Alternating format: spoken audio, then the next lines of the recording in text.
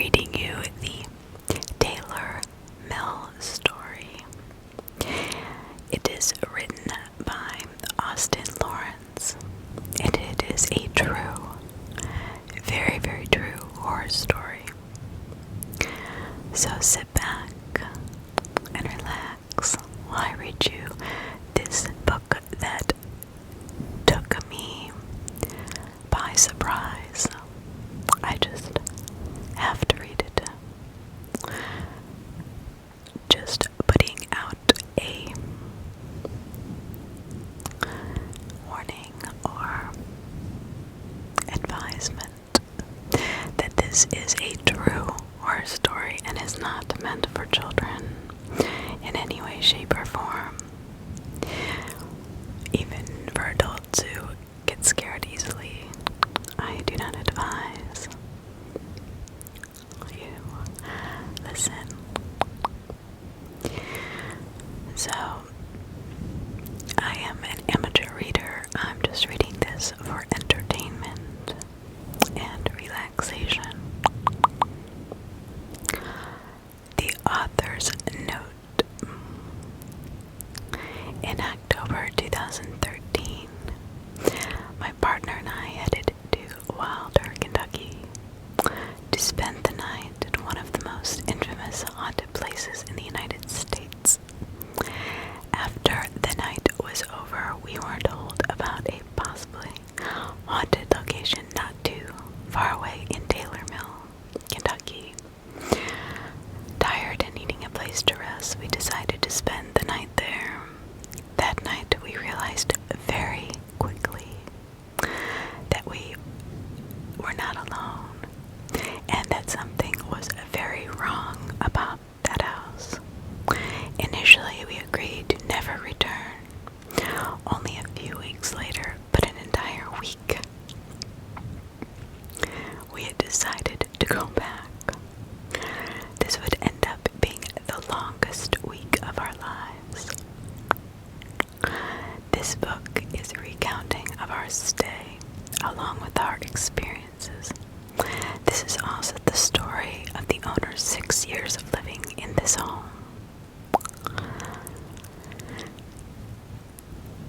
We were the first people he agreed to talk to about his family's experiences. I have over 5 hours of interviews with both the owner and the neighbors recorded, which I listened to over and over again while writing this book. Everything in this book happened in real life. All the stories and recountings of paranormal experiences are factual.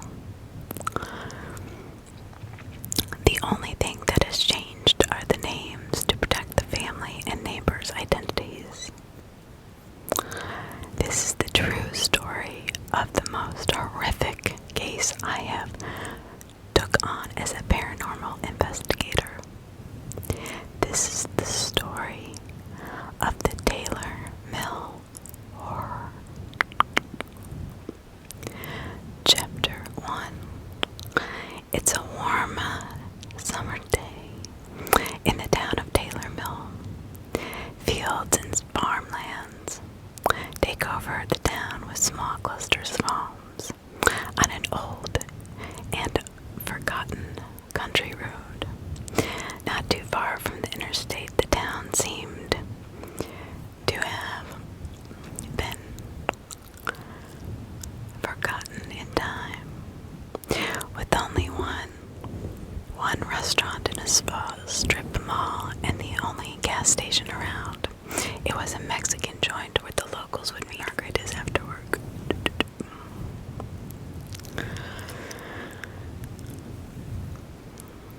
This is a town of hard-working people, mainly farmers and steel mill workers. You won't see any mansions within Taylor Mill, but you will find an interesting collection of people, and for me, the worst time of my life. I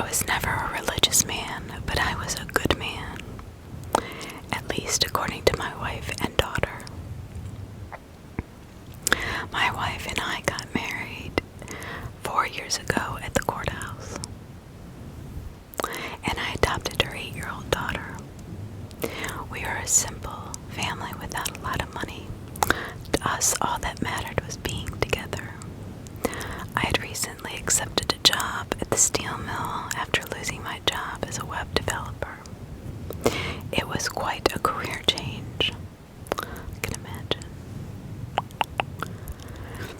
Going from sitting in a chair to standing on my feet in the blazing heat, performing hard physical labor. But I had a family and I needed to provide for, and a daughter we needed to start thinking about making a college fund for. This was our first move as a family, and the second one in my life. This is my wife Jody and daughter Charlie's first move. They had inherited their one and only home from my wife's parents. Her parents had become very ill while she was attending a community college, so she stayed at home to take care of them until December of 2005, when they both passed away 15 minutes apart in that very home. Doctors said it's likely that the mother went first and then the father passed of a broken heart.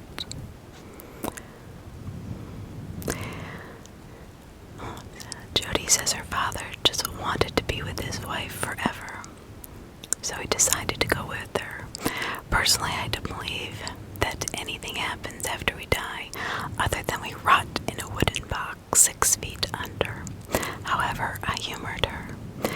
As bad as it sounds, their death was the best thing that ever happened to us.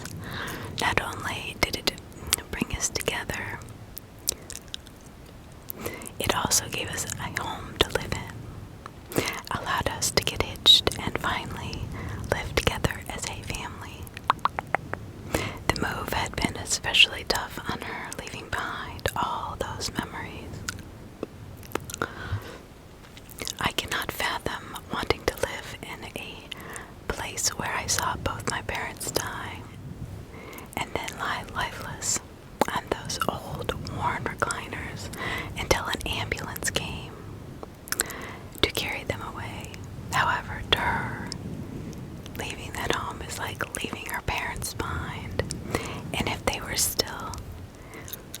as if they were still there, reclined back in those chairs watching reruns of old black and white TV shows from their childhood. She believed in ghosts and God and all that stuff, which she knew not to talk about around me because it would just bring up another fight.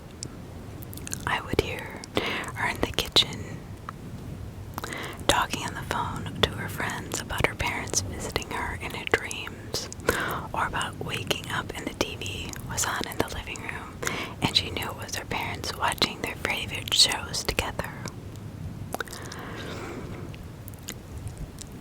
I didn't have the guts to tell her that I had left it on the night prior, and that I think she's batshit crazy for thinking that her dead parents were roaming around like Casper, the ghost. I figured whatever makes her feel better and heal quicker does no harm, so I let her have her own fun. After getting the job, we thought it would be next to impossible to find a home in this town. This is a place where people lived and died in their homes. Not many people came in or left Taylor Mill. There were farms to be looked after, cattle to be fed, and crops to be harvested. Most times the homes and farms were handed down from generation to generation, meaning that homes are rarely for sale. However, one day while exploring the town, I came across a small stretch of country road, Wolf Road to be exact, when a home caught my eye. I didn't know what it was about the home, but I knew I wanted it. It It was two-story, fairly modern-looking home. There was a home on each side of it, along with one behind it. However, they weren't too close next to each other. Not like those cookie-cutter homes in the ritzy neighborhoods that are popping up everywhere these days. I had talked to the neighbors, and they said that the owners left it, and had just been sitting for weeks. I made a daily ritual to visit the home and wait in the driveway for hours, hoping to see the owners, who had apparently moved out of the home and left it to sit. I didn't know what about this house, but I knew it was a home for me and my family. It was almost if the home had chosen me. One day, a car finally came. The woman was quite startled and nervous while approaching me, wondering why I was sitting in her driveway. However, she relaxed after I explained my situation, telling her that I had talked to the neighbors and was interested in purchasing the home. She explained to me that her and her husband had split, and he was currently in hospice dying of some disease in his liver that was slowly spreading through his body. I initially thought, what kind of person leaves their dying husband? However, this is not my place to judge. I just wanted the home. A week later, we had cut a deal. $45,000 for a two-story home. I couldn't believe it. However, I couldn't help but feel like she just wanted to get rid of the home, to run away from the memories that had happened there. From the divorce to getting the news about that her husband was dying, she just wanted to run away. After getting the deed, we wasted no time moving into our new home. We filled up our van and made 5 trips down the old beat-up country road until all of our possessions were finally in their new places. This was exciting time for all of us, except our daughter Charlie, who was having trouble fitting in at her old school. Most of the other kids had parents who were making 6 figures and were able to keep up with the latest fashion and technological trends. We tried to explain to her that these things were not important in life. However, it's hard to get that through to an 8-year-old girl who is constantly getting bullied for her second-hand clothes. Here we fit in with the other people. We were all hardworking, low-income households. Dad, my room is freezing. Really? Odd, it's 72 in here. Maybe there's an issue with the air conditioning or something. I'll have to take a look at it tomorrow. Tonight you can sleep on the couch or take some extra blankets to bed with you. It's freezing upstairs too, honey, Jody said. It's almost so cold you can see your breath up here. That's odd. I will have to take care of it tomorrow after I get home. Are you sure? You're probably going to be pretty worn out after you get home. We don't have a phone book, but I can ask the neighbors if they might know anyone who can come out here. No, money's still a little tight with this move. Besides, I'm sure that it's nothing I can't fix. I think you mean can't, but that's exactly what I'm worried about. One of the things I love the most about my wife is her sense of humor. We can make fun of each other and throw some jabs without any hurt feelings. We are a pair of sarcastic intellectuals. At least that's what I told her when we first started dating. The home is cozy. Nothing too fancy or over the top, but cozy. There's one car which entered into the basement. There's a one-car garage which entered into the basement. The basement was a small room with a workbench and a pegboard hanging on the walls. A perfect place for me to escape and tinker after a long day.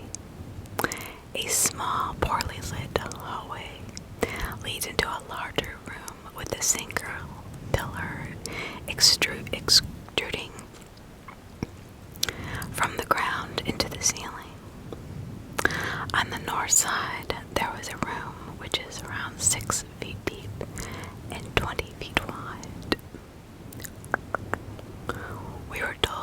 this was used to be a storage room for wood to help heat the home during the winter. It is quite amazing to even fathom this home being that old, because everything had been completely renovated and brought up to modern era. Heading up the staircase from that room leads to a staircase that opened into the kitchen. It's a decent-sized kitchen equipped with fairly new appliances, or at least the newest that we had ever owned. It's almost as if this home was barely lived in at all. There wasn't even a scuff on the refrigerator door. On the west end of the kitchen is a door that leads to a small deck and stairs that takes you to the side of the home. Underneath the deck was a well which had been closed up for years. However, for some reason, it has begun to reappear. The earth above falling down into the hole. There was a cheap piece of a particle board over the top to prevent people from falling through. However, I had already instructed my family to never, under any circumstances, go beneath that deck. Right past the kitchen, there's a small bathroom equipped with a shower and all. Right outside the bathroom door is a small hallway, one which leads to what will have become my daughter's room, and the other side leads to the attic. As you continue on past the kitchen, there sits the living room. It isn't much, but it's a living room. Big enough for a small table for us to share our family meals, a couch, and a love seat. An old fireplace sits on the wall, which had been converted to gas logs sometime in the recent years. Above the fireplace hangs a 65-inch plasma screen TV. Football season could not come soon enough. Finally, just past the living room and the master bedroom, the bedroom itself is about half the size of the living room, and the master bathroom was connected to it. The previous owners had left everything. This included a California king bed with not just any mattress, but one of the ones that you would see on TV. Late at night, the realtor told us the previous owner paid $3,200 for it, and for some reason, they just left it. In fact, they pretty much left everything in the home, but that was hardly the oddest thing about the place. The attic. Now, if I believed in all that BS that my wife does, I would say that the attic gave me the creeps. When I say attic, you're probably picturing an old dusty room with wooden floors that you have to climb up a hidden ladder to get in. That wasn't the case with this attic. Not exactly. Nice carpeted stairs, visible from the living room, led you up there. You would first come to a small room with an angled ceiling. This room is also finished with carpeted floors and a window that overlooks the front of the house.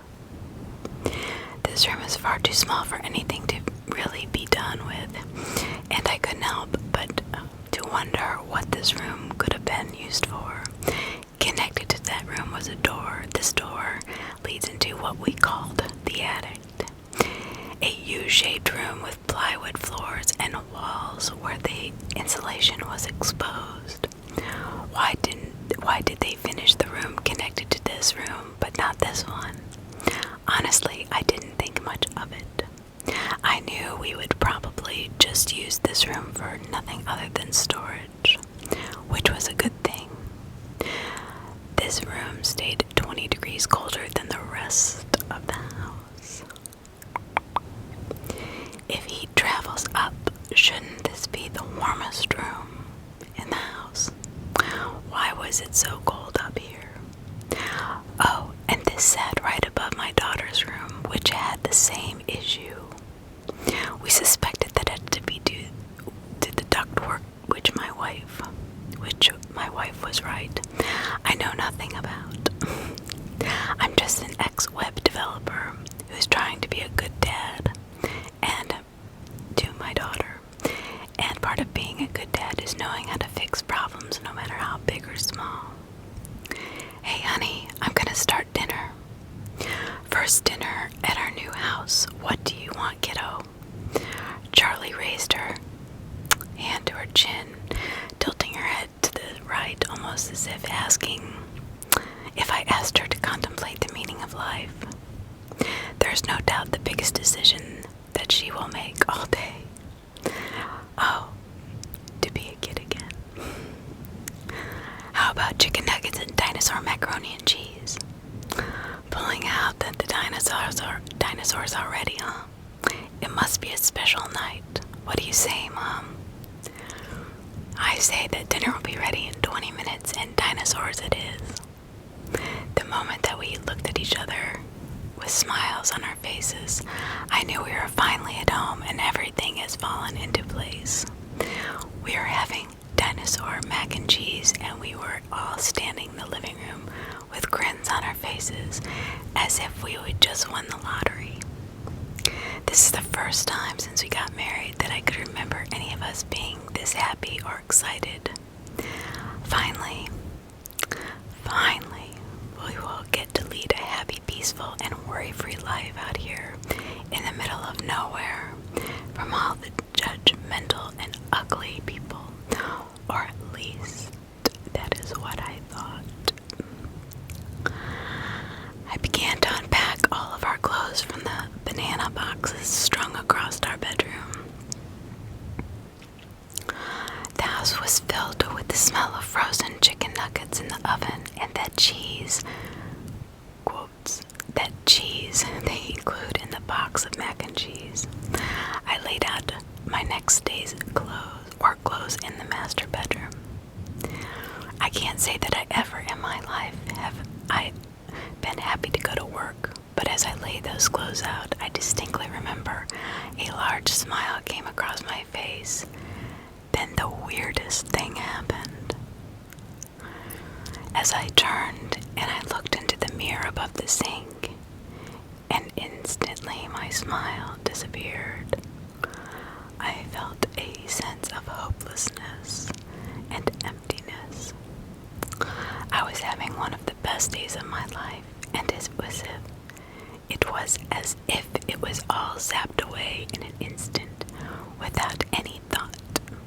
I stood there for a minute analyzing my reflection, wondering why it was making me feel this way.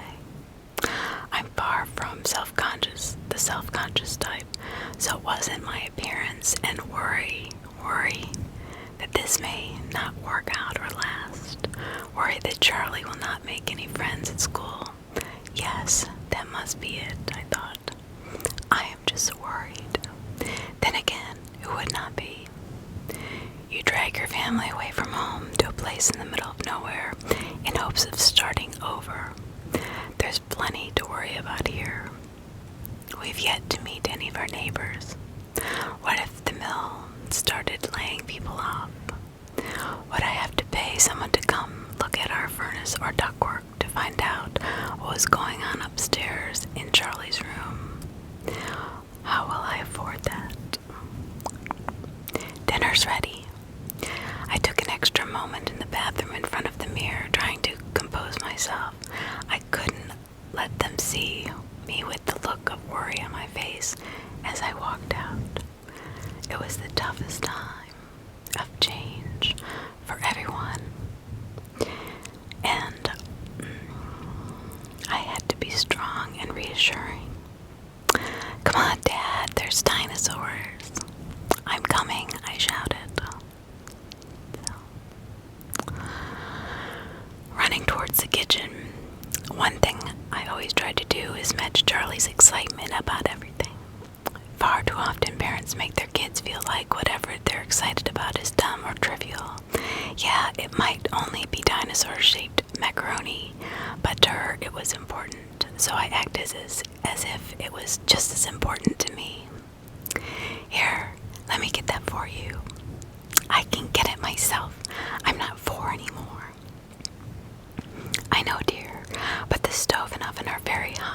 We don't want you burning yourself on the first day in our new house, do we? I'll be fine. My wife looked back at me and I gave her a nod. We have talked about how Charlie should be allowed to be more independent. I mean, come on. She isn't 4 anymore, right? 8 is almost a full-grown adult. Jody is just a very overprotective Charlie, and understandably so. It's her only child. And the only other people who were in her life before we met died a few hours away in some dusty old recliners. Charlie's the only blood that she has left, and she would do anything to protect her. This all looks great, honey. Maybe tomorrow I can go out and look for a grill and we can have some of my famous grilled burgers. The only thing that you were famous for was using way too much lighter fluid and catching your eyebrows on fire. Hey, that only happened once, at least as far as you know. Yep, and it just happened to be on our first date. You bragged for the longest time about those infamous burgers, and you spent half our date in the bathroom applying burned ointment. Yeah, but those burgers are the best you'd ever had, right? They were pretty good, just a little overdone. Do you know how hard it is to grill with only one eye? You mean one eyebrow? No, because I never used an entire bottle of lighter fluid on a small charcoal grill in attempts to impress my date. Yeah, whatever. Well, you're still here, so it must have worked. Chapter 2. They say that you never sleep well the first night at your new home.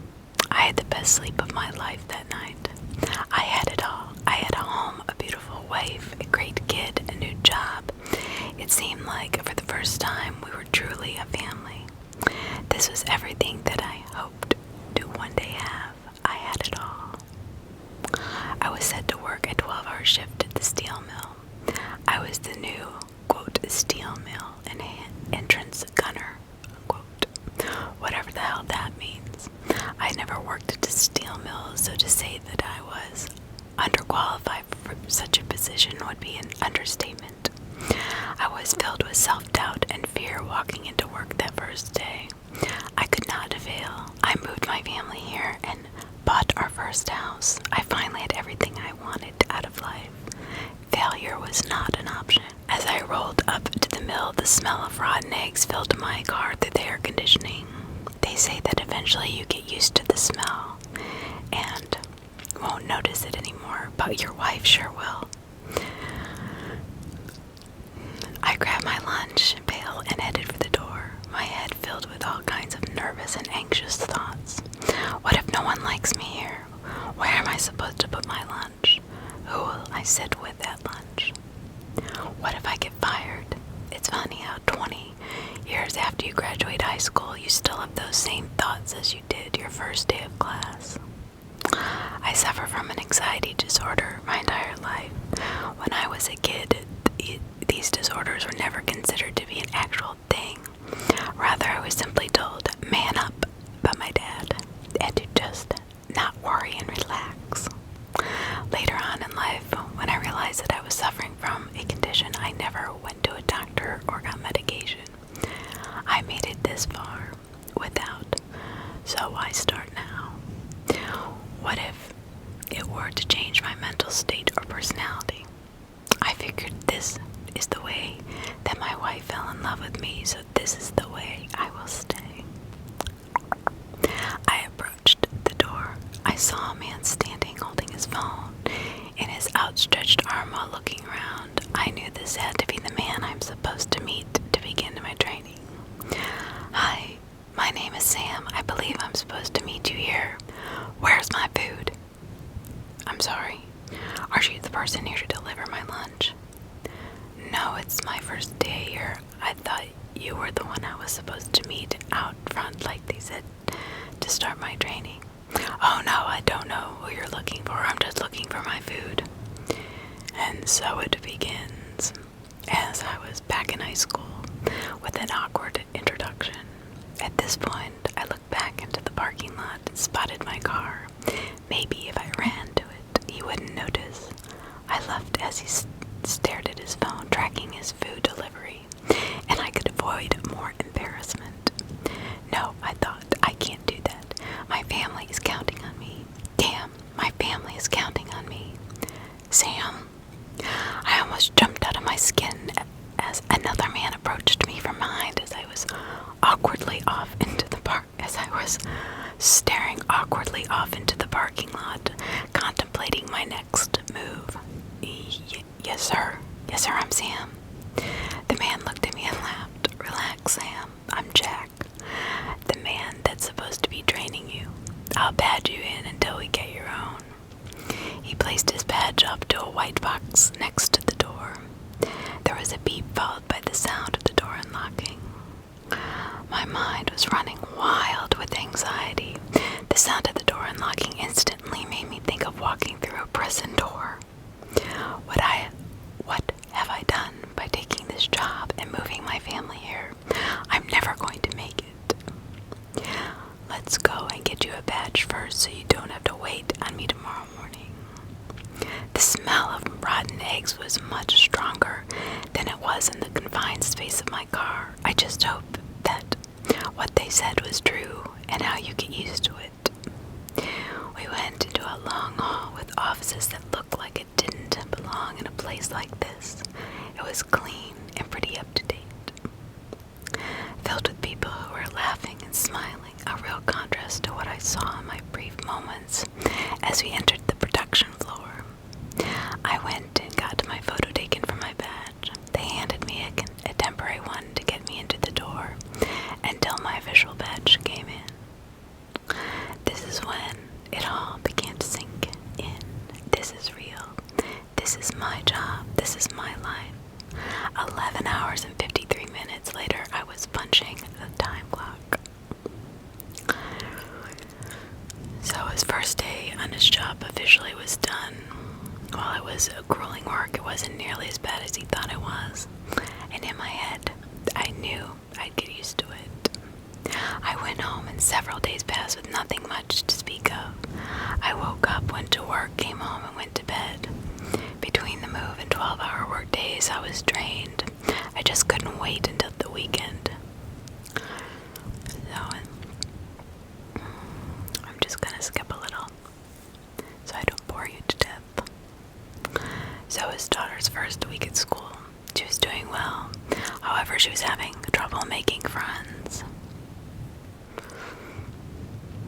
So, because it was a small town, she wasn't one of them. And they kind of ostracized her a little bit. So he decided he was going to get her a little gift. She wanted a dog. With Jody's parents, they didn't have the space or time to have one since they were caring for her mom and dad. So off they went to the adoption center, or he went to the adoption center, and he was instantly drawn to this black dog, black lab, named Brutus. So, but as he paid for the adoption fees for this dog, he was given the most hideous candle he had ever seen for $10 extra. And he's like, well, sure. And then so on the way home, this is pretty funny. He's thinking to himself as he's driving. He imagines her face when he hands this hideous candle to her. Hi, honey, I'm home. I got our daughter, this beautiful dog, and I got you this hideous candle. That was it. That's what he was gonna say. So that was the big joke he had in his mind. So when he gets home, he says, hi, honey, I'm home. 1 second, she says. She continued to read her book until she finished the page. What is that? It's a dog. And he says, I'm surprised you've never seen one before. They're actually pretty common, mainly as pets, although in some countries they live on the streets and are actually pretty aggressive. She says, I hate you so much, with a big smile on her face. What's his name? Brutus. So, she's so excited. she said that Charlie will be so excited, her daughter. And he says, and this candle is what I got for you. And she turns out, and she loves it. She puts a candle instantly on their mantle. Immediately, she held it close to her heart. So yes, have you met any of the neighbors yet? And she did. She's a nice lady, a little strange, but that seems par for the course around here, doesn't it? She says. I had to laugh. Yeah, that's one way to put it. So, this lady also warns them about being careful under the stairs that he had talked about earlier. Apparently, she said that some years ago a little girl fell down there and drowned. I guess they had tried to cover it up multiple times, but it's like a sinkhole now and keeps coming back. So this is the first strange, well, really, the second strange thing. The first strange thing was how cold Charlie's room in the attic were. I mean, they were freezing. So now they have this sinkhole that a little girl had fallen into and died. And they can't fill it. Nobody can fill it. It keeps filling up, or, sucking the dirt down, as if to say this is a portal to hell. So, stick with me. It gets good. So he's upset because he forgot a dog toy, so he bounds off because he's pissed at himself for not getting dog toys. And his wife goes, well, hold on. Why don't I get him tomorrow? I'm sure he'll be just happy to finally have a home and be out of a cage. So he agrees, and he doesn't go. So she says, they discuss, and I went to the bathroom because Charlie's going to be so excited. And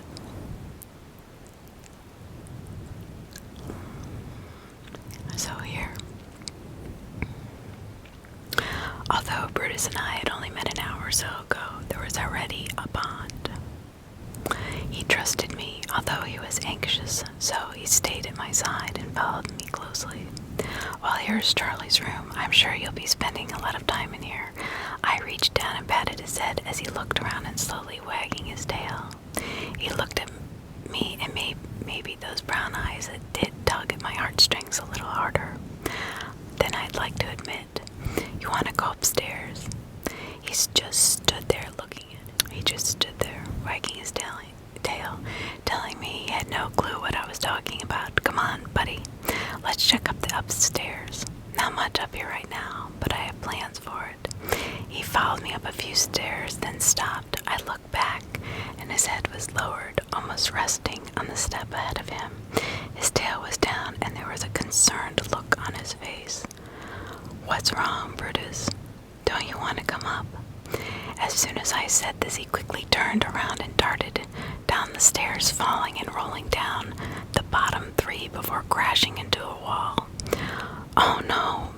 What's wrong? What happened, Sam? Did he fall? So his wife comes running into the kitchen to console Brutus, who is lying with his paws in the wall. And he says, I don't know what happened. I guess he doesn't like stairs. The sound of squealing brakes came from outside and resonated through the living room. Brutus, still lying on his side, perked his ears. I relate a lot to the dog, an anxious mess trying to get acquainted with all the new sounds and surrounding. Well, it sounds like Charlie's home, my wife said with a smile on her face. And so, here's Charlie meets. She runs in, she's had a bad day, and then she sees the dog. She's like, oh my God, what's his name? His name's Brutus, and she's in love with him. I love him. I'm Charlie, your new best friend. He looked at her with a confused yet loving look while wagging his tail. So, anyway, they get over the phone. But we all stood by at the stairs, looking at Brutus and smiling, trying to take everything in. Finally, we were all happy. We were content with our new lives. I just wish that what I would have known at the time, that this would be the last time we were ever this happy in this home. I would have stayed and savored it just a little longer instead of going and lying down for a nap in my room. I knew there was something strange about this town, and my anxiety told me that this was all too good to be true. I just wish I would have listened to my intuition. Chapter 3. Now here's where it gets good. Thud, thud, thud. What the hell is that? I thought. I looked over at the clock and it was 3:13 a.m. The light from the face of the digital alarm clock was the only thing that illuminated the room. Thud, thud, thud. What's going on, honey? My wife woke up as I sat up in the bed. I don't know, it sounds like Charlie is playing upstairs. Honey, it's 3 in the morning. I'm sure she's fast asleep. The sound of loud footsteps came running towards the door. The door busted open like a SWAT team breaking in to serve as a search warrant. My heart almost leapt out of my chest. Daddy, there is someone upstairs. Charlie, calm down. Lay here with Mommy and I'll go upstairs and check. I'm sure nobody is up there, okay? So Charlie lowered her head as tears filled her eyes. I reached under the bed and grabbed my small safe that had held my .38 special.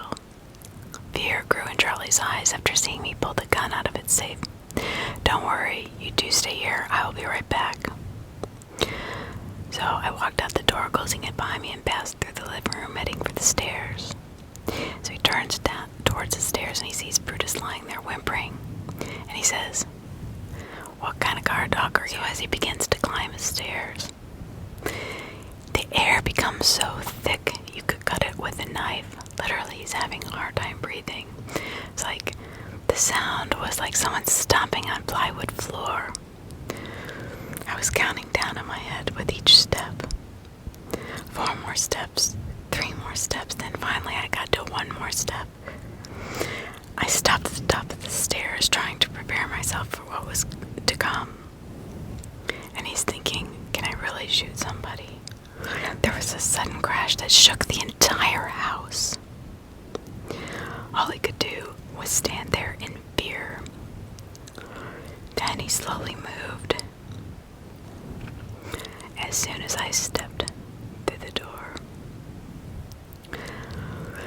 I wasn't sure what was louder, my footsteps on the wood floor or the sound of my heartbeat. I reached the end of the wall, and for the first 90-degree turn, I placed my back to the wall and tried to reenact every scene from every cop movie I'd ever seen. I swung my arms and gun around the wall as I quickly turned. I slowly continued down the narrow hall. At this point, the noises had stopped, but my fear had not. The further I got into the room, the darker it became. There was no lights in this room, and the darkness began to fully consume me. Finally, I reached the end of the last wall. Whatever was up there, whoever was up there, they were around this corner. So he's telling himself, calm down, calm down. He knew whatever he saw in this hall would forever change his life, and he was right. All I saw was darkness. I lowered the gun and breathed out a giant breath of relief. I went back downstairs to my bedroom. There laid my wife, Charlie held tightly in her arms. Nothing is up there. What do you mean, nothing? Something is there. Go and check again. Something is there. Nothing is there. I promise you nothing is up there. But alright, you can sleep in here with us tonight. Can Brutus sleep in bed too? So they let the dog sleep in the bed and the kid. And the wife is like, oh, anyway. She says, whatever, that's fine. But only for tonight. So the next morning they wake up, everything's fine. And she says, did you come into the kitchen last night? And he says, no, I didn't. Why is that? When I got up this morning, I found the candle that you got me in the middle of the floor. Now this is a heavy, big candle, and it was on the windowsill, kind of in front of the kitchen sink, and it is now in the middle of the floor. So he says, yeah, it must not be level, and it must have rolled off. But how could it end up all the way across the kitchen? It would have just fell on the counter. Maybe, and he says logically, well, maybe there's a plane that flew overhead last night and it shook the room. I've never felt a plane shake a house. Anyway, well, I'll make some calls to the FAA and see if our property can be put on the no-fly zone. Get Charlie in a breakfast. A shrill beeping starts emanating through the house, reverberating all of the walls. Jody jumped and dropped the tongs in her hand and onto the hot skillet filled with bacon grease. She exclaimed, "What the hell is that? Sounds like a smoke detector upstairs." I didn't even realize there was one up there. Well, looks like you can't tell that story about the time I grilled for you anymore, since you almost burnt down the house the first time you cooked breakfast here. Can you just go turn it off? Charlie came out of the room with her hands over her ears. So he goes to climb the stairs, and about halfway up, the air again is extremely heavy and hard to breathe. And he says, I must be really out of shape. Then he reaches the top and realized that it was the alarm in the unfinished room that was going off. As I stepped through the doorframe, my heart began to race. So he's having flashbacks of, thinking he saw something there the night before. He pulls the alarm off the wall quickly and removes the battery. But then, as I walked out, I noticed at least 20 dead flies lying there near the window that I didn't recall seeing before. And I'd yet to see a fly in the home. Where did they come from? I took the alarm back downstairs with me and sat on the kitchen counter. So he says, it looks like I need to replace all the batteries because, as everybody knows, when one fire alarm battery goes, they all start to go, right? And it's not, do you ever notice that it's not like 1 in the afternoon? It's always at like 2 or 3 in the morning. I have more than once had to pull out my ladder to fix the stupid alarm. Probably more than 100 times. So, I hope everybody has this problem because it seems to happen to me. So, yes, sir. Because she has this weird, Charlie comes down and her daughter, and she has this weird look on her face. And he says, is everything alright? She says, I couldn't sleep last night. And he says, oh, it's always tough to sleep in the house. She says, no, I don't think so. Why do you say that? He's asking her. She wouldn't let me sleep last night. And he jokes about her mom snoring. And she says, no, it wasn't that. And he looks at her strangely and says, well, what was it then? And he's thinking, well, I know it's normal for kids to have imaginary friends whenever they are forced into new unfamiliar environments, but it seemed pretty quick for her to develop one of those. The little girl she was hiding in my closet all night, she said. She said there was a mean man upstairs who hurts her. She was afraid that he was going to hurt me. She wanted me to get in the closet with her, but I was too scared. I sat there stunned. I'd never heard her talk like that before. It sounds like you had one crazy nightmare. Her mother says, Jody says, as she sets down her plate at the table and sat down. It wasn't a dream. It wasn't. I thought at first it was, but I pinched myself really, really hard, and it hurt. I'll tell you what. I will have a talk with that little girl and that man and let them both know this is our house now, and they will have to leave. That they will not bother you, I promise. So, you promise, she says, looking up with round, teary eyes. I promise, he says reassuringly. Okay, but be careful, she says. He's really, really mean. And bad. And he says I can be pretty mean too, you know. His wife goes to the store around 5 o'clock. And she gets batteries. And her daughter goes with her too. So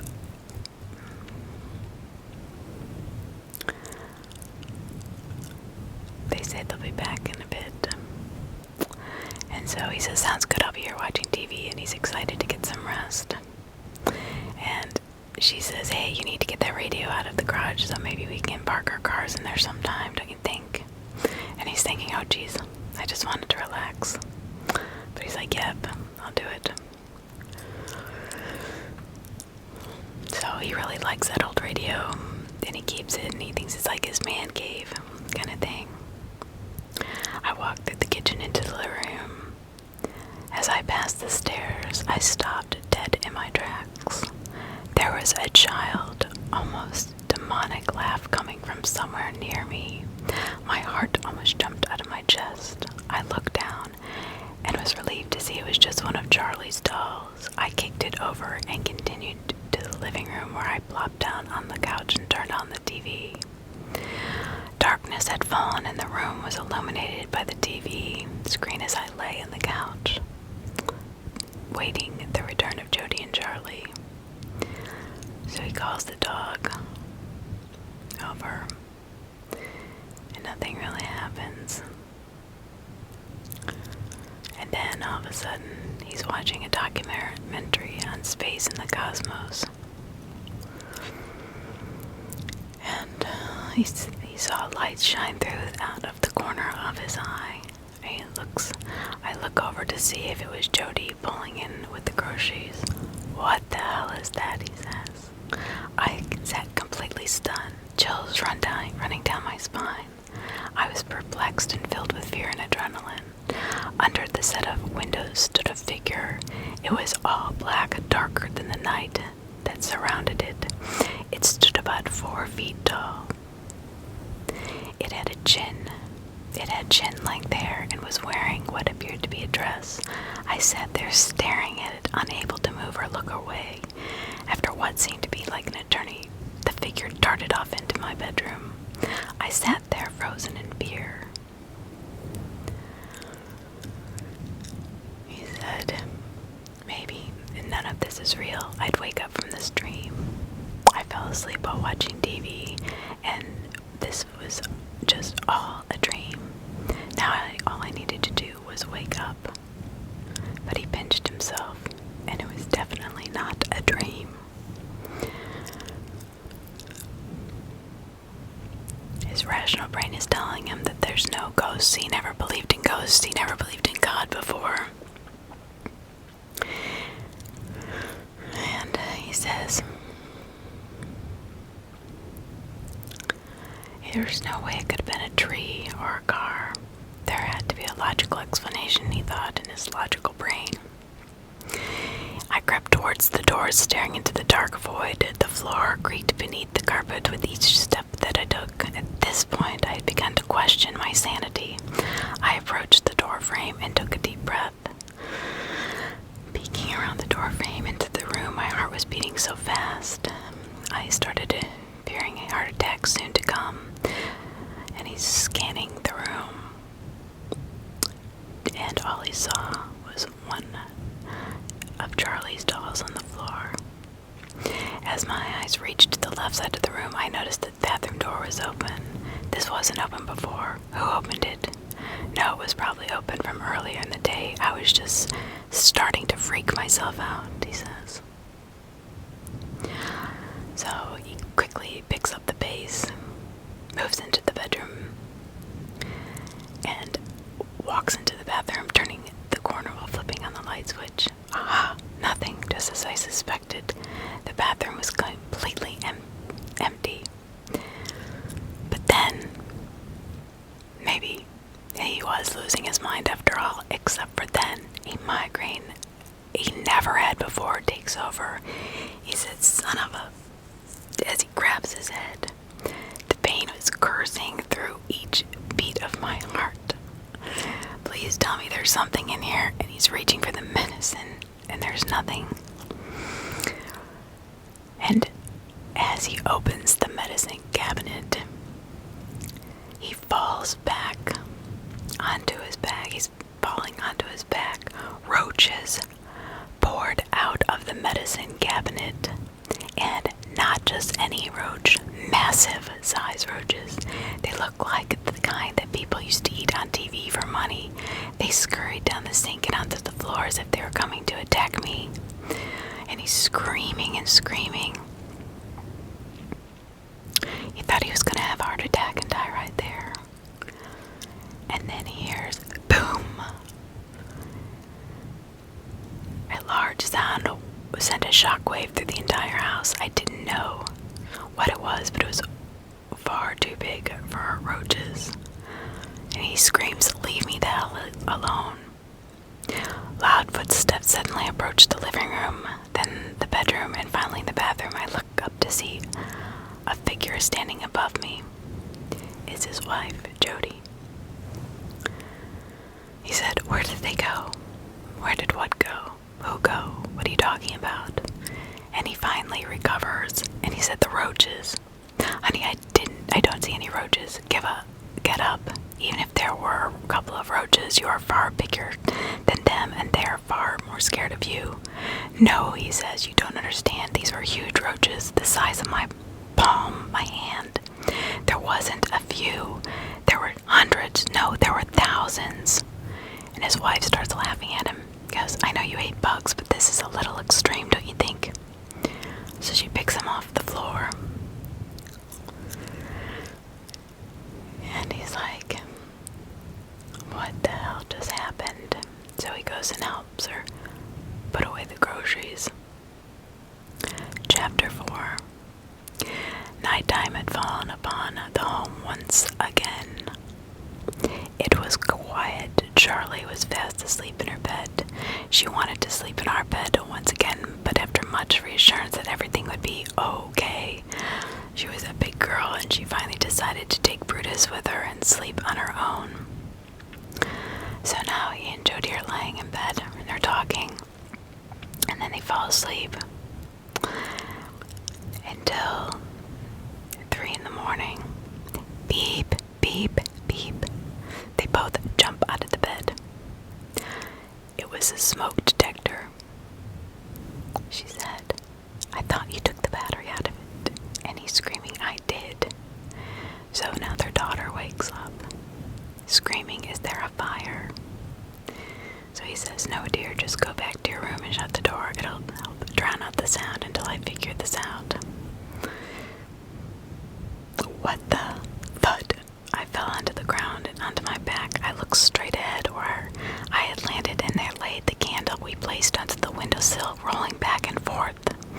Why was it on the floor again? I was just hoping that the sound of my fall was drowned out by the sound of the obnoxious alarm. So it actually was thrown at him. This is getting aggressive. He limped to the middle of the room and he pulled the smoke detector down and took out the battery. What the heck? The sound of the alarm was still going off.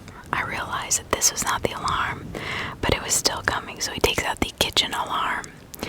But he had already taken out the upstairs battery the night before from that alarm, but this noise is still coming from the kitchen. I looked on the counter, and there lay the detector that I had pulled out the attic the night before. I grabbed it.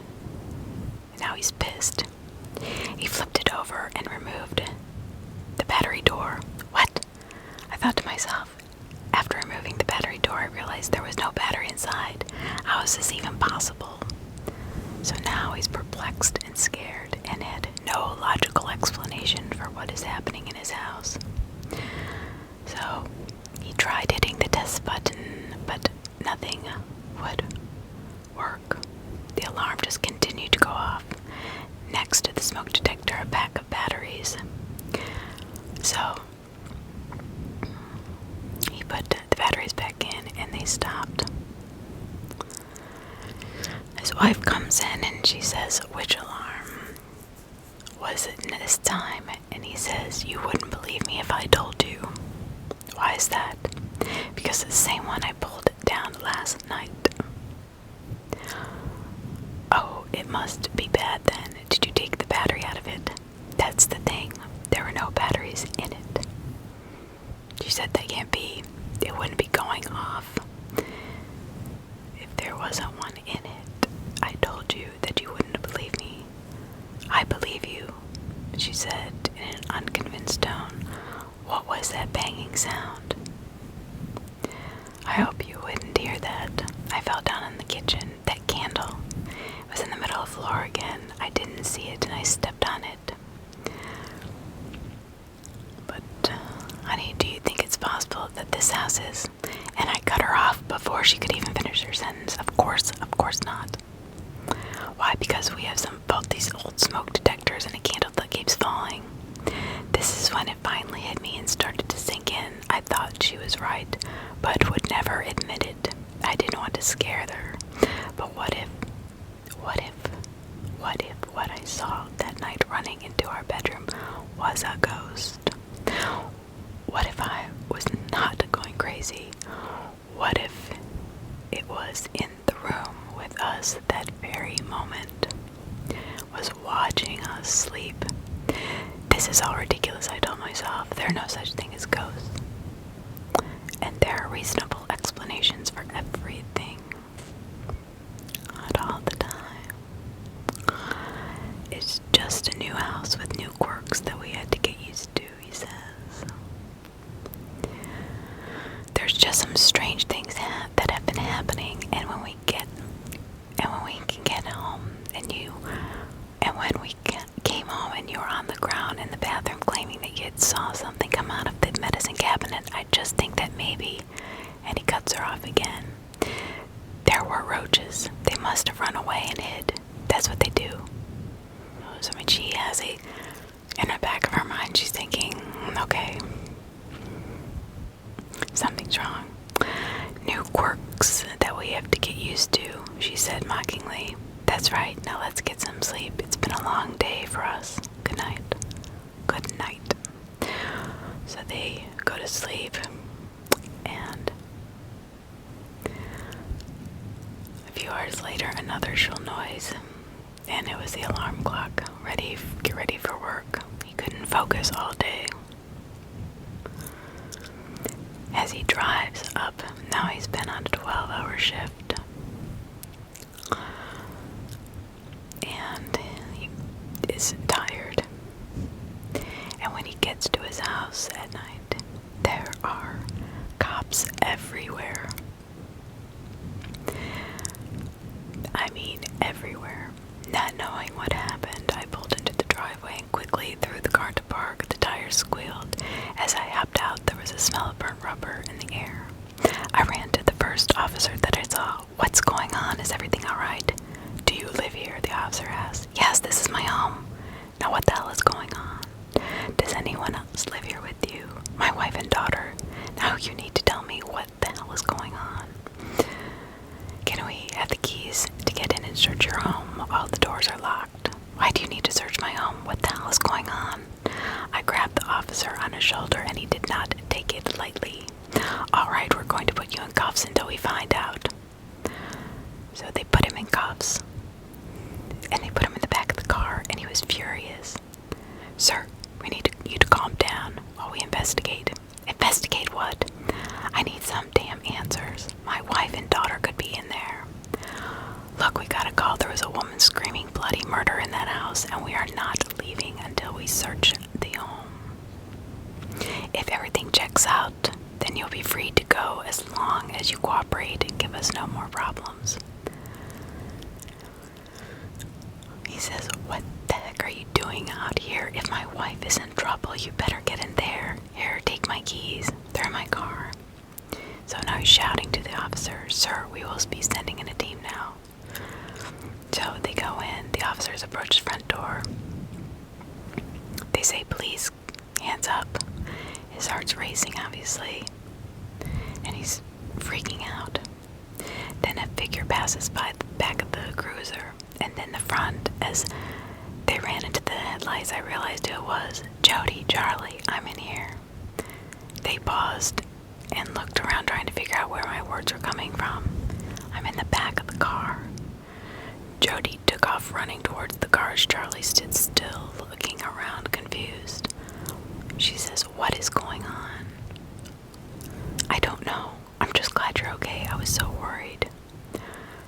She said, "Charlie wanted ice cream. I figured since you were at work, we would just go real quick." He says, "Why are you in the back of this police car? What happened? What did you do?"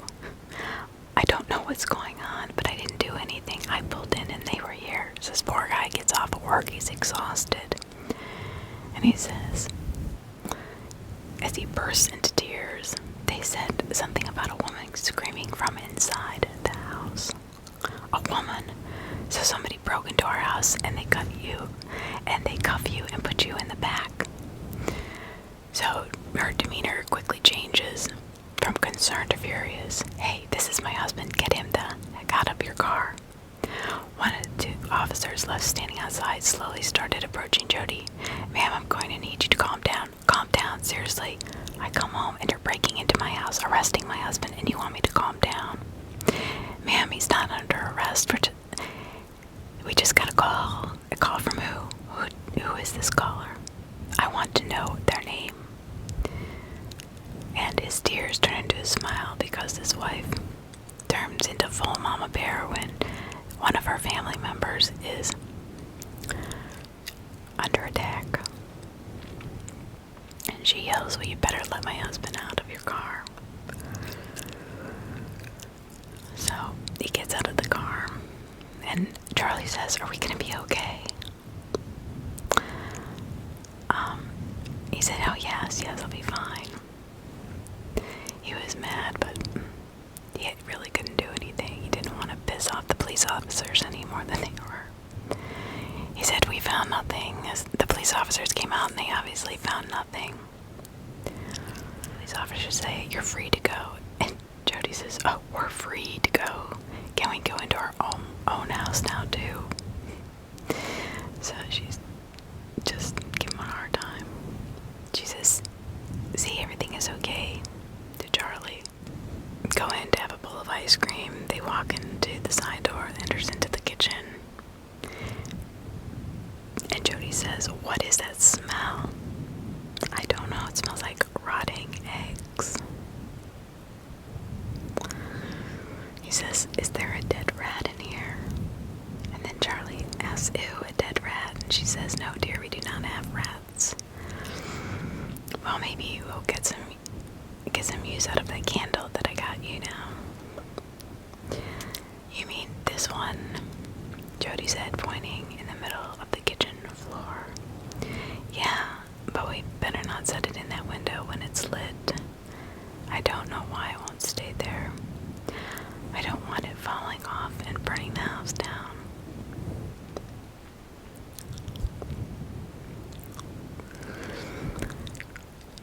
And I have a feeling that 911 won't be too helpful after the issue with the officers. As she was laughing, she says, "By the way, I have a question for you. What's up with Charlie's doll?" She says, "What do you mean?" "Charlie's doll, the one that was sitting out in the hallway. Is it motion activated or what?" She says, "I have no clue as to what you're talking about." And he says, "I walked by it and it started laughing at me. It scared the hell out of me. I have never heard it go off before, and I've yet to hear it today. I was just wondering what triggers it." And she says, "Honey, that doll hasn't had batteries in months. Charlie took them out because that laugh creeped her out. Well, there must be batteries in it because I heard it." So she walks out the kitchen, she grabs the doll, She pulls the Velcro back and she says, "See, no batteries." He's awestruck. How did the toy laugh without batteries? I know what I heard, and that thing laughed at me, I swear. So Jody throws it away.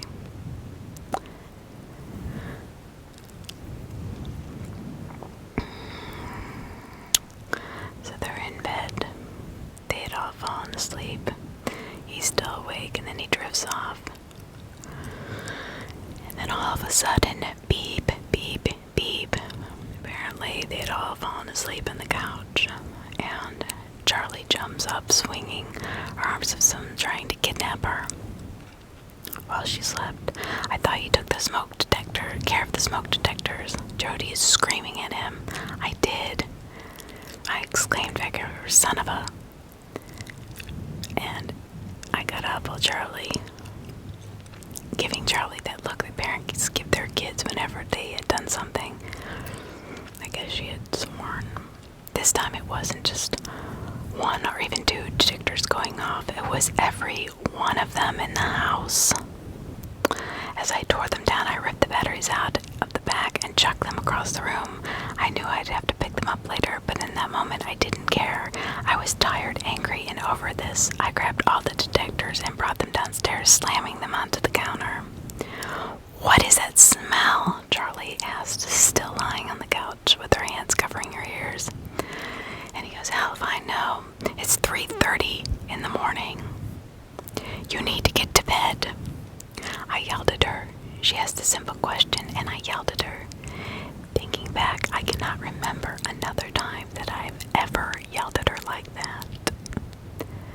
I look over at Jody, and she has a surprised and disappointed look on her face. Charlie went to bed with tears in her eyes. So now, not only are they hearing things and things are moving around, but his personality is changing.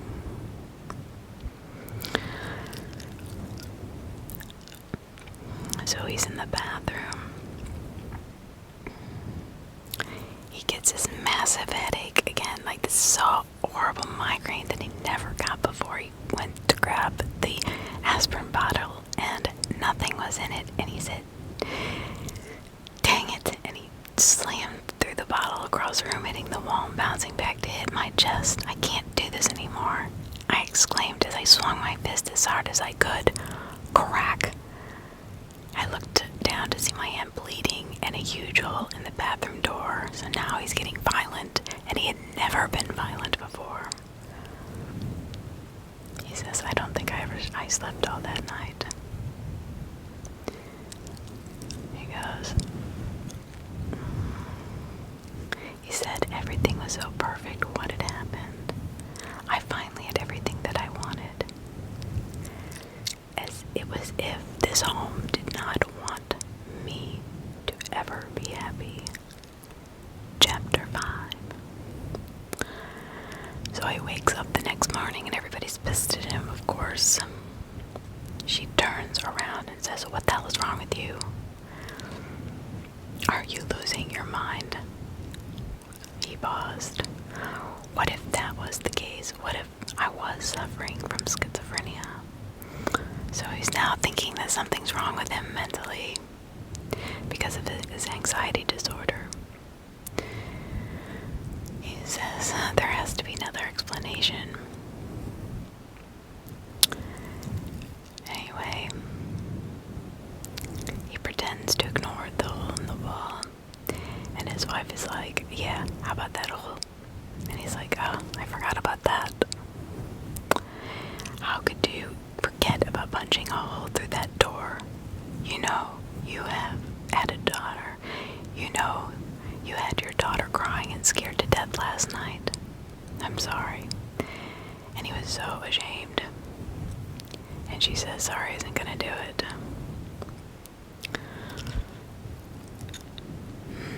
I know, I don't know what's going on either. I think it's the sleep, or maybe the house. What do you mean, the house? I raised my head Jody. She looked of fear in her eyes as if she were going to tear up.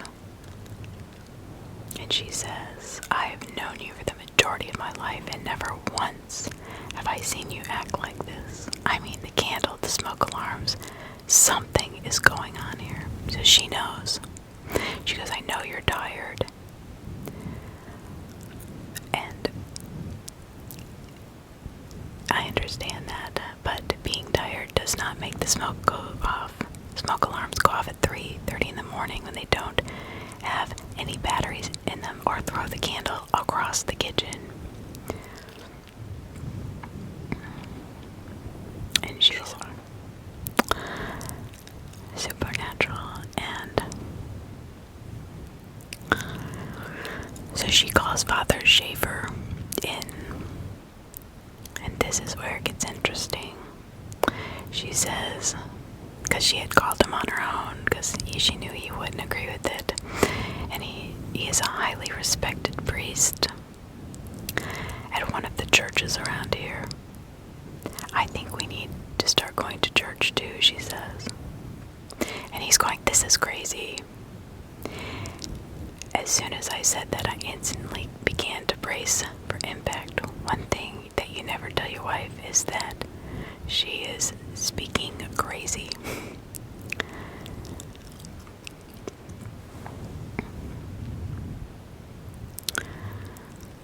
So she says he will be here this afternoon when you get home from work. If you don't want to meet with him, then fine.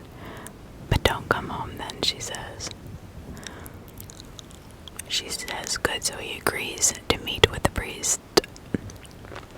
Because you better believe that he's thinking something is going on in that house.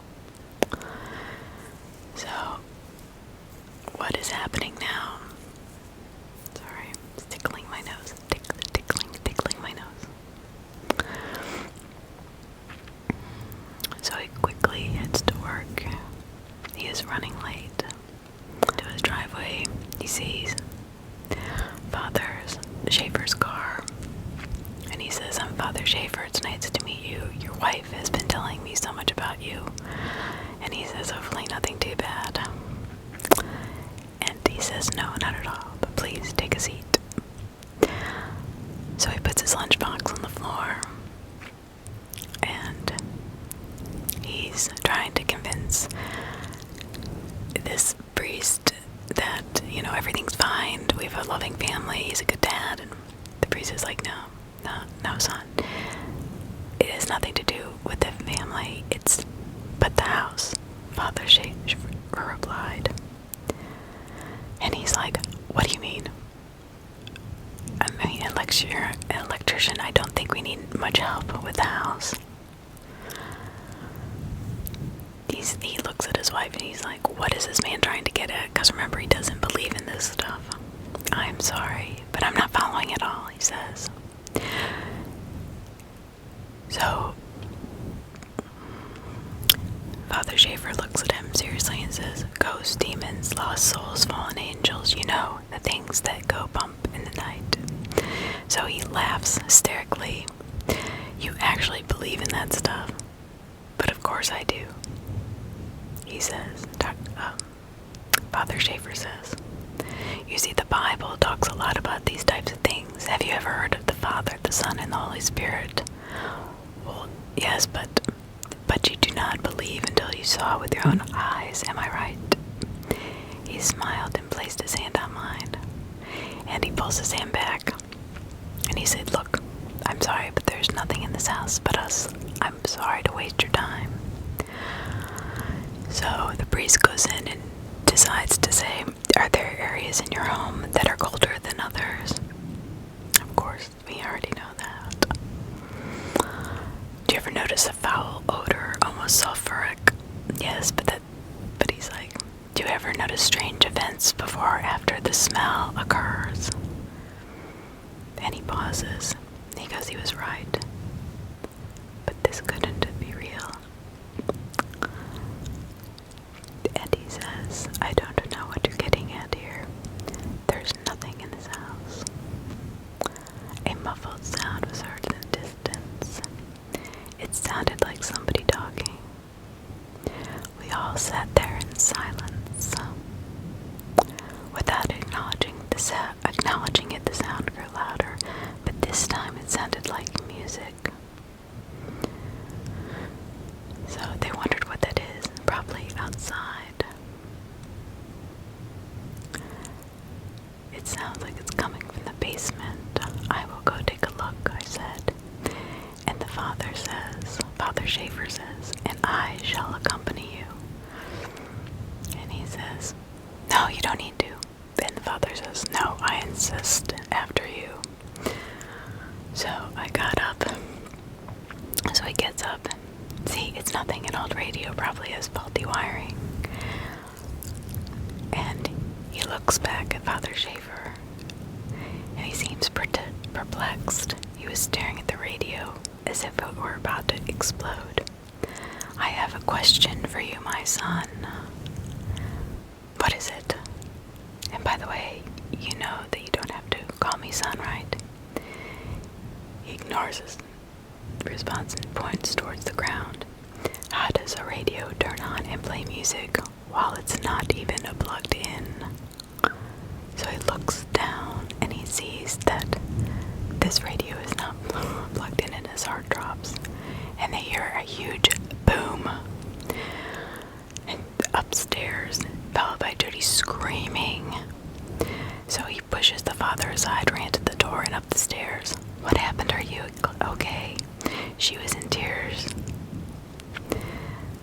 She kept her head down and pointed towards the floor while covering her face with her hands. I looked down and there was the candle.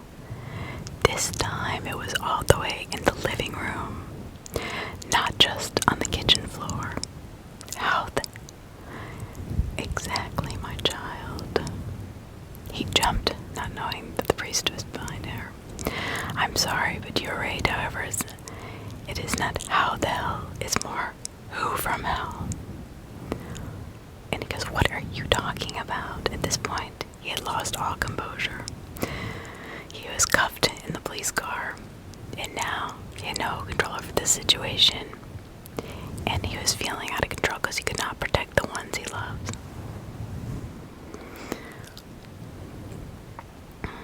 He says,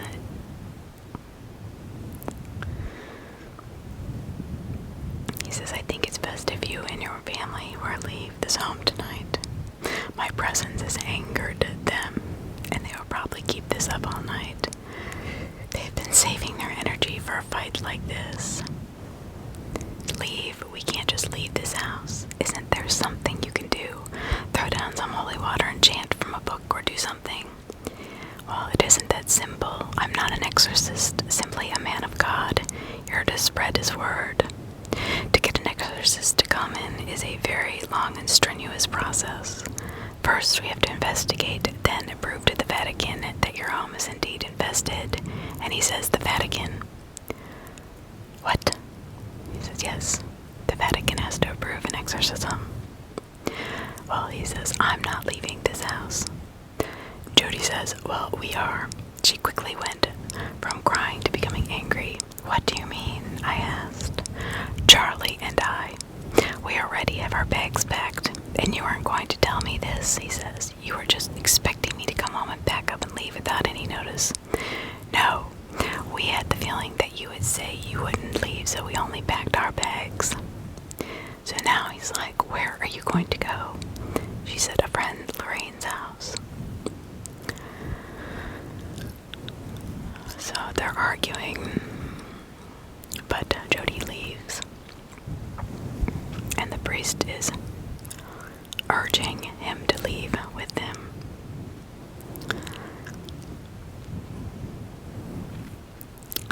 So the Father says, if you are going to stay here, I would feel much better if I spent the night, Father Schaefer said. You just ruined my life and probably marriage, and you want me to let you stay the night.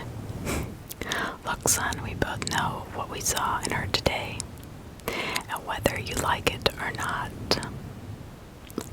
I think it's really for the best, for your protection, that I stay the night here. That is at least until I can bring in some help. He said, "Some help. Who are you gonna call in? The Ghostbusters?" "Well, not quite. I work with this team of 2 guys to be exact." He's telling him that his house is haunted. But he also says, "And that house, and that house, and that house." And he realizes, he's like, "Wait a minute. You're telling me that every house in this neighborhood has had to have your services of exorcism or help at one time or another?" And he said yes. He says he doesn't know how, but he feels that it's the land, not necessarily the houses. It's some kind of Indian burial ground or something. He says, "We're not sure, but none of it makes sense, and I'm not buying into this." He says, "Well, hey, your wife told me that you had an infatuation with this home before you bought it, is that right? Almost as if the home found you." He says, "Yeah, well, I thought it would be a perfect place to raise a nice home in a quiet part of town." He said, "Let me show you something." He reached into his satchel to pull out a stack of paperwork and dropped it onto the table. And he says, "What is all this? Take a look." Father said, nodding his head in the direction of the table, "These are all deeds for this house." "So what?" "Look closer," he said. "Oh my God, how could this be? You see, this home has been within the same family for over 100 years now. In fact, you are the first family to move in here that wasn't a part of their lineage. Well, at least that's what I thought. Until I found out your wife's maiden name. She's a Wilson, right?" I nodded my head. "This is why you're drawn to this home, you see. It has been in her family for over a century now." "For a century? How is that even possible? The home is practically new." "The house, yes, but the foundation. The last owner of this home ran out. Before he ran out, he tried to finish it. Neighbors reported hearing loud noises one night. Chainsaws, hammers, you name it. They noticed the smell of smoke. He tried to burn it to the ground. The curious thing is that it did not burn down. In fact, the fire department was able to save it, and it was refurbished into the state that it is in today." He said, "Why did they not tell us anything about this when we bought this home?" And he said, "Probably they didn't want to scare you, just like I'm sure they didn't tell you about the little girl who drowned in the well." "A little girl in her well?" "Yes, the fire department tried to save her, but by the time they got her, it was too late, sadly." And he says, I saw her. And the priest says, "I wouldn't doubt it." He says, "There is a lot trapped in this place, but most of it is evil. So what do you say? Do you mind if I spend the night? I will make calls in the morning."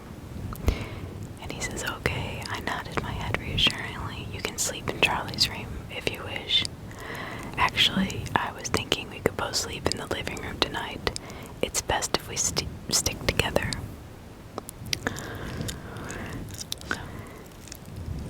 I cannot say for sure. It seems as if this battle was predetermined for you. Why now, though? Everything was finally going so well. For once, we were all truly happy. The father responds, "The devil does not want you to be happy. In fact, sadness and emotional instability is what he thrives off of. Things will get better. We have God on our side," he said matter-of-factly. "You might, but I'm not so sure about me. Why do you say that? The father asks. I've gone my entire life doubting and cursing him. Why would he have my back now, when I have nothing but turned my back on him? I feel like I am crazy now just thinking about the possibility of there being a God. How could I even believe that? It makes no logical or scientific sense.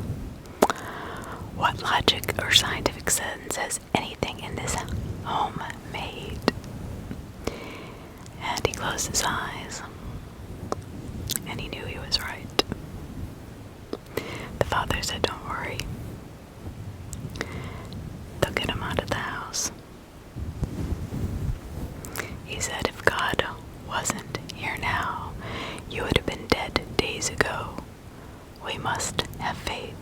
He and his archangels will send this damned creature right back to hell. Something flew and hit the wall in front of me. I looked down at the floor, and the crucifix that Father Schaefer placed on the table lay smashed into pieces. I sat up on the couch and turned my head to look at him.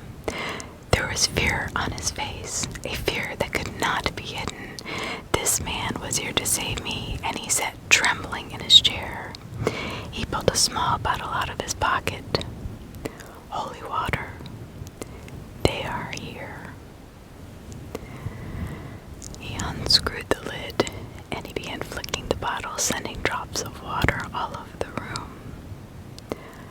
Whatever happens, do not run. That shows weakness, and weakness gives them power. These products of hell will have no power over us, he shouted as he continued to send holy water across the room. Suddenly he turned completely pale, as if he had seen a ghost. The chair began to shake, but he was not moving. I watched in amazement as the chair raised a good 6 inches off the ground. The smell of rotten eggs filled the room. The sound of the chair knocking against the wall sent chills down my spine. Suddenly, out of nowhere, it flew across the room and hit Father Schaefer and thrusted him into the coffee table. He lay on the ground, not moving. I sat completely up and reached out to touch him. Father, Father, are you okay, Father? He did not respond. Was he dead? Blood was running down his forehead. He must have hit his head on the table and knocked himself unconscious. Shit, what do I do? What do I do? So he rushes off to the bathroom, opens the medicine cabinet, and suddenly he is hit with the worst migraine. So he suddenly closes his eyes to block out the light, placed his head in his hands. Yeah, this one was worse than last night, and he's, lamenting about failing his family and failing to protect them. So then what he does next is he reaches the medicine cabinet and his vision begins to blur. And he opens the medicine cabinet and says, "What the hell?" And inside is nothing but his 38 caliber pistol. It was his gun. I grabbed it to take it out of the cabinet. I didn't know what to do with it, but it sure as hell didn't belong in here. How did it get there? Remember, it was in a safe, locked under the bed. So, sweat is running down his face, tears are running down his eyes. He said he felt as if he was being lifted out of his body. All he heard was a high-pitched ringing sound. And he pulls the gun to his head. And he says, "I'm going to end my life." And he doesn't want to. And he says, "God, please, no, I'm sorry for everything. I can't go out like this. My family, please, God, no." The gun was about to fire. I knew the gun very well and had already passed the first stage of the 2-stage trigger. was cocked with the next little amount of pressure. My brains would be on the wall behind me. Suddenly, 3 shots rang out and the gun hit the floor. The smell of gunpowder filled the room, and I dropped. It was over. Chapter 6. Tears began to pour. What's going on? Where am I? Oh my God, what happened here last night? I don't know. You don't know? There's a priest badly beaten and passed out in our living room, and there you are lying in the bathroom with a gun and bullet holes all over the floor. Did someone break in? Were we robbed, or did you? Her face turned white at the thought. No, I didn't do this. I mean, the gun, yes, but I don't remember how or why. And he just remembers running in there, and the next thing you know, he's lying there. You know, he's like, I'm not sure what's going on, and I'm not sure that's going to be of any help. We both jumped. There stood Father Schaefer. So he's up and about. He's fine. Father Schaefer is fine. And she says, what do you mean that won't be any help? Jody said mockingly. You don't remember what happened last night? And he shook his head. No. Yet here you lie with a gun next to you and holes in the ground. Let me guess, did you experience any migraines? Yes, I did. That's the last thing I remember. Father Schaefer nodded his head. I know that you're broken down. It wants you dead and won't stop until you are. Leaving will do you no good. It will simply follow you. I was worried it was too late. See, there's 4 stages to demonic possession. First, you have infestation. This is when you start hearing footsteps, voices, seeing objects moving around the room. Normal haunted house stuff, you know. Second comes oppression. This is when anxiety, illness, migraines. Father Schaefer looked at me and nodded to his head, and add emphasis. The third comes obsession. This is the stage where it's hard to even function and you're plagued with thoughts of suicide. Sometimes the thoughts are not even your own. You just wake up with a gun lying next to you wondering what happened. Once you get to this stage, there's no turning back or escape. If you go back to living with it, with all, just be back to the beginning. It tried to drive you to suicide last night. That's probably why it took me out first, so I couldn't stop you. I'm afraid that whether or not you want to be, you're now involved in a war for your soul. And he breathed in a deep breath, and he said to the Father, what's the 4th stage? Father Schaefer placed the handkerchief, covered his face, tapping it with his hands, cleaning up the blood. Possession, he said, grabbing his hand. As Jody grabbed it too, she began to cry. So what do we do? I have to stay here, but this place is trying to kill me. It's not the place that's trying to kill you. It's the devil within this place. It will follow you no matter where you go or what you do.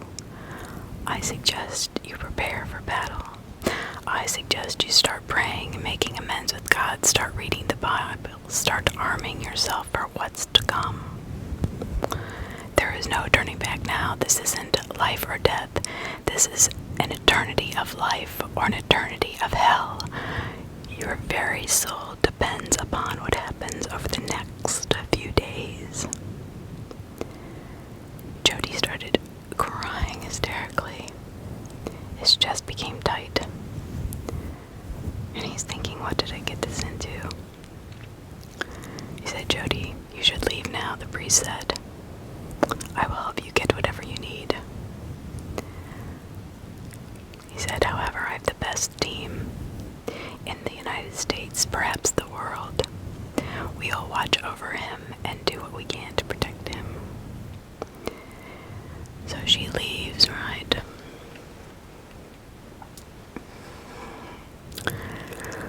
And he's thinking, oh, there's so many things I wanted to say. And he's like, what do I do? Now that they're gone, this team's coming tomorrow. And the father says, just normally what you would do. I know it sounds ridiculous, but do your best not to think about what has taken place here. Fear only gives it more power, as does attention. If anything happens, to get to your bedroom and seal it off with holy water I gave you. You are in God's hands. The tone of his voice was solemn. It did nothing to calm my nerves. He said, Father, I have a question. He says, is my family at risk? The father says, anything is possible now.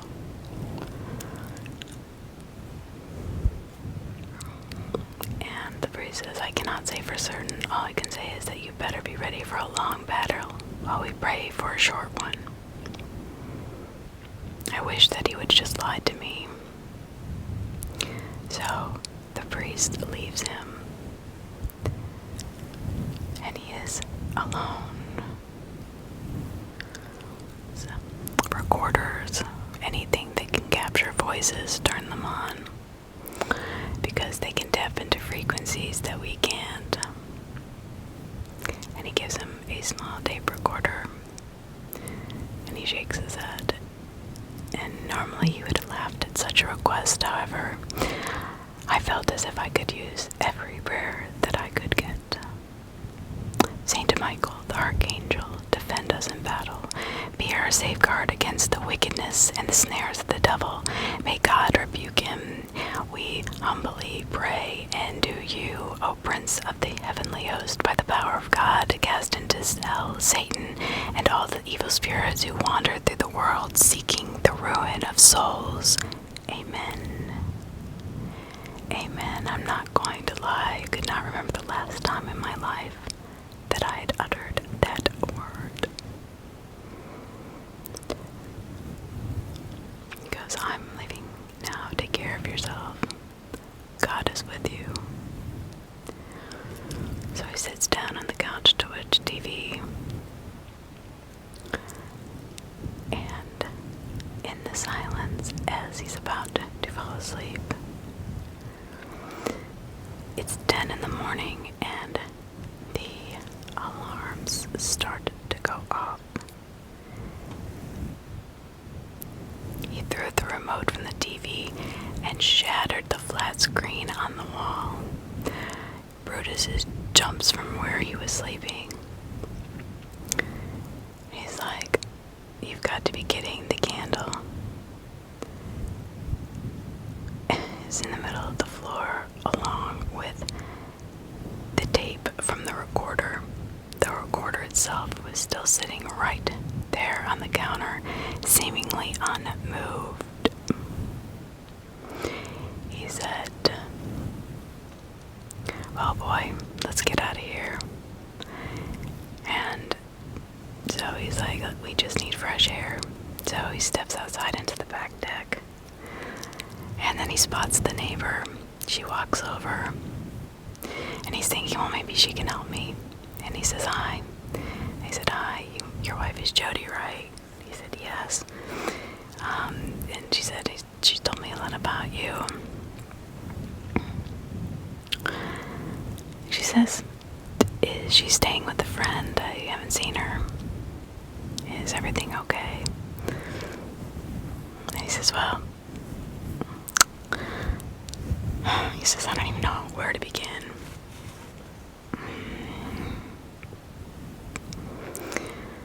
He says, oh, you must have met them, haven't you? She says. That's what the neighbor says to him. And he said, what?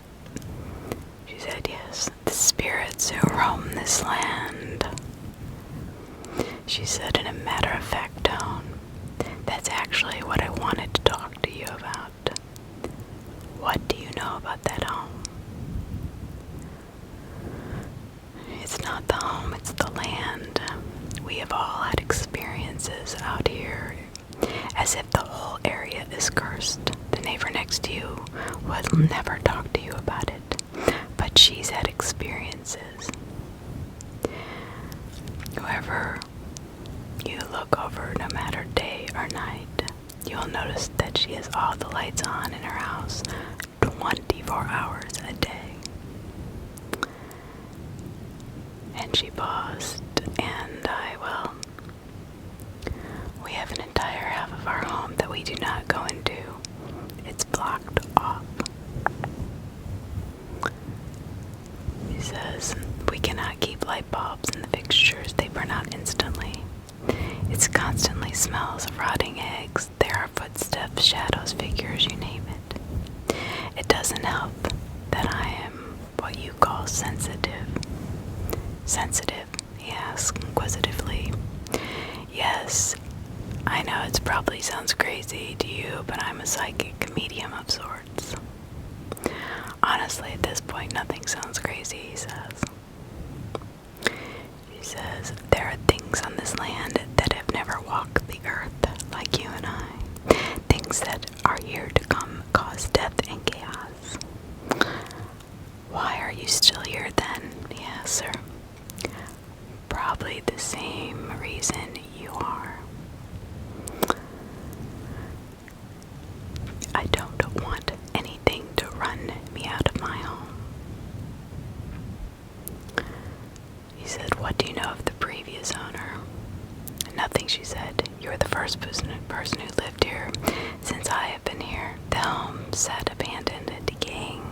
The bank finally took it over and was sold at auction to one of those flippers. They came in, rebuilt the home. It took them a few months to get the place in order. Whoever lived there before, you didn't want anyone else moving in there. It was destroyed for a while. We thought that there were squatters living in the house at night. We would hear a woman yelling inside, and quite often lights would be turned on.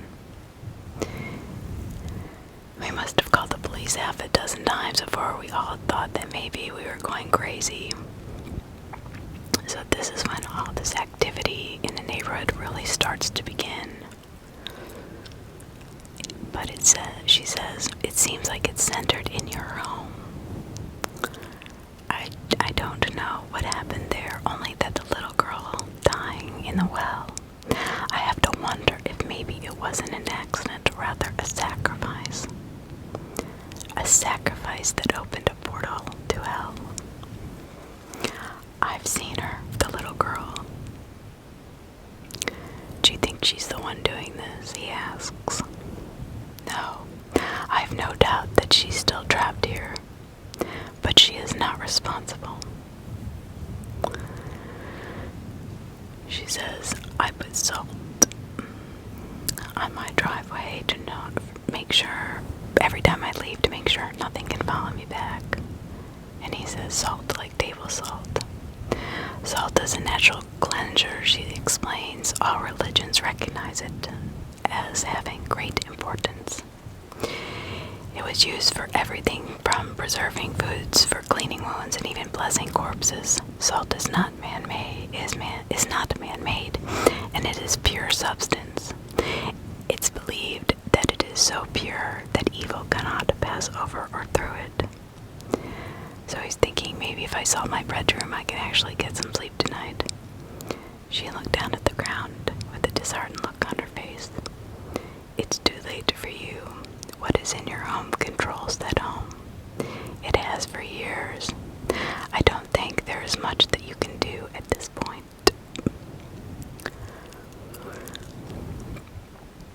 So he explains that Father Schaefer said that they can fight this thing.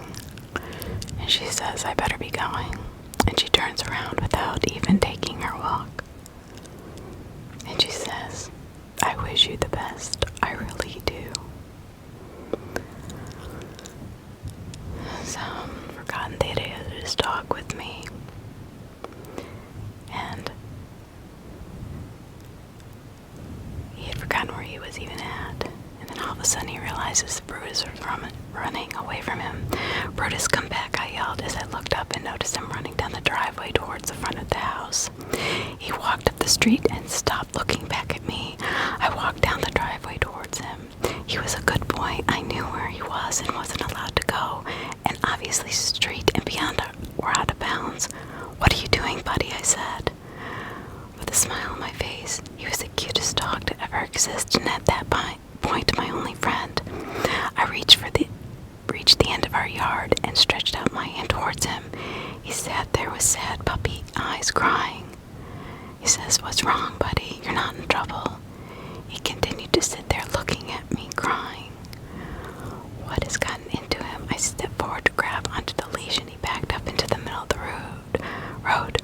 "Brutus, get back here. You know you're not allowed to be in the road." He let out one final cry.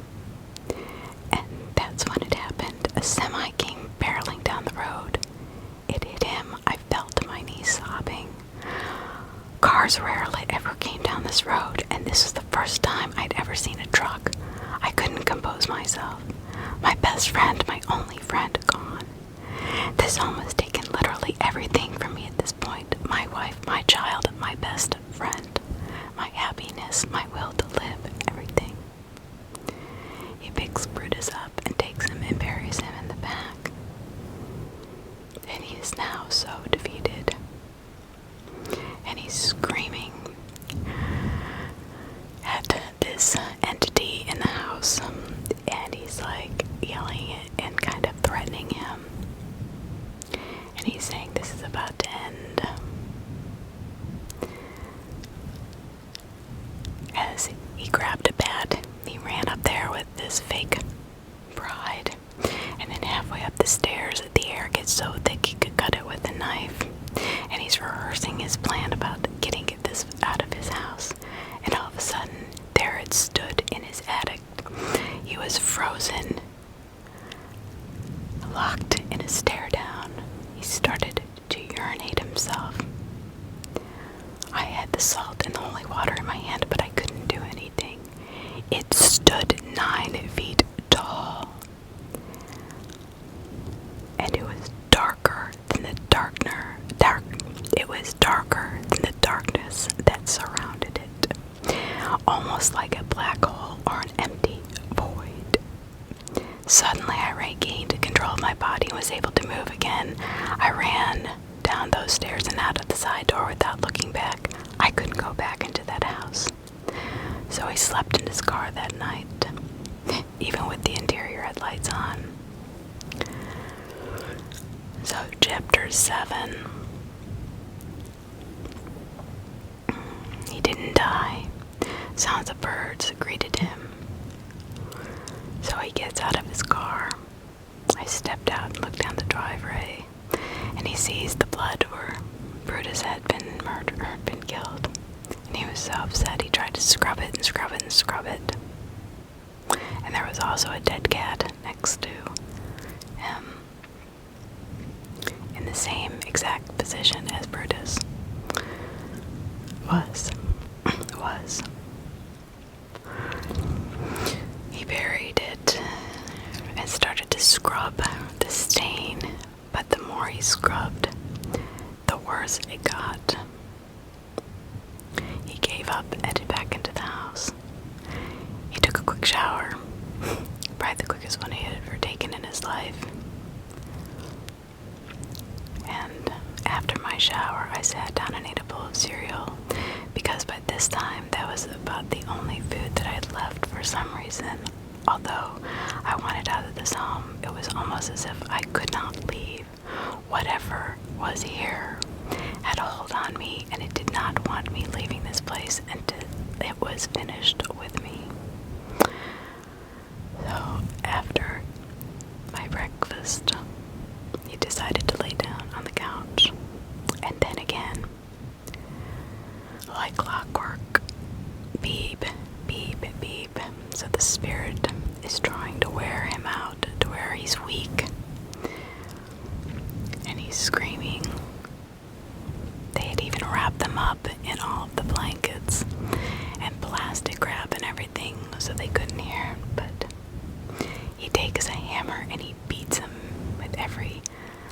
ounce of energy that he has. At least he feels like he won something.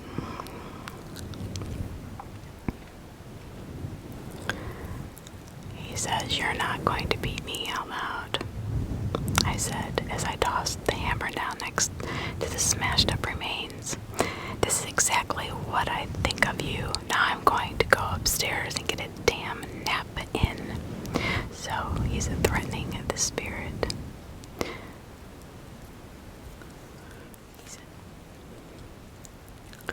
So then there was again. Boom, boom, boom. And then again, boom, boom, boom.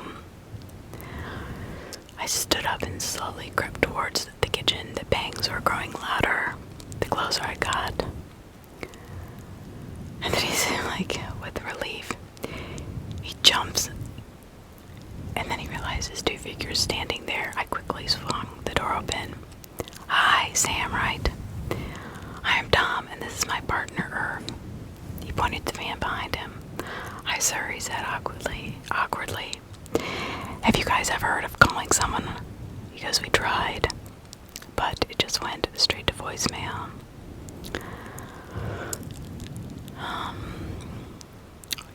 He said, "I'm guessing that service isn't that great all the way out here.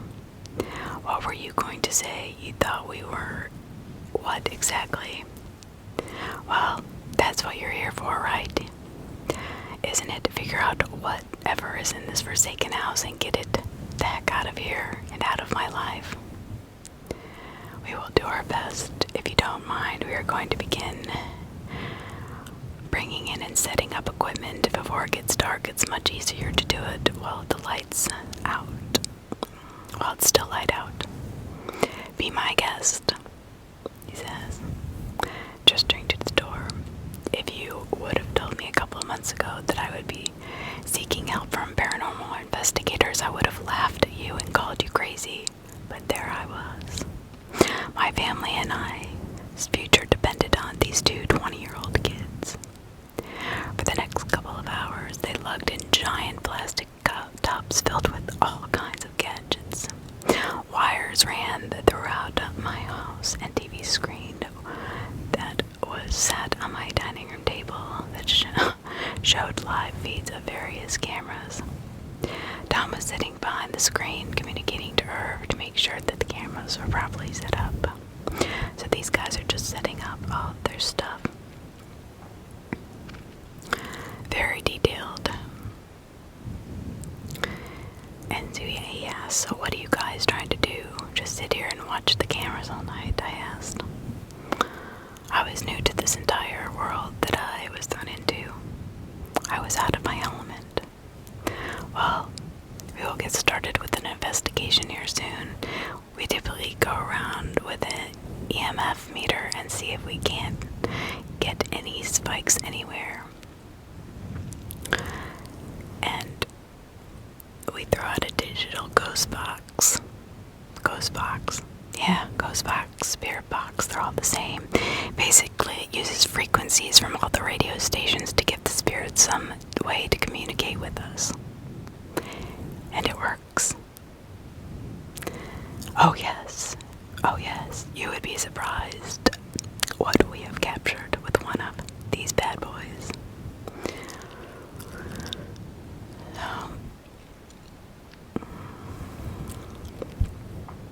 He said, "Well, I tried that. Father Schaefer had given me an audio recorder." And he asked, "Did you let it run?" He said, "Well, until I found the tape in the middle of the kitchen floor." "So the tape was never in it?" he asked in an irritated tone. "It was there and recording. Then I left the kitchen. Next thing I knew, I heard a small bang. I go out there and the tape was in the middle of the floor, while the recorder was completely unmoved." He said, "Do you still have it? Maybe he was trying to tell you something." So he went to grab it, pulled out the kitchen drawer. And he says, "Hey Sam, can I ask you a question?"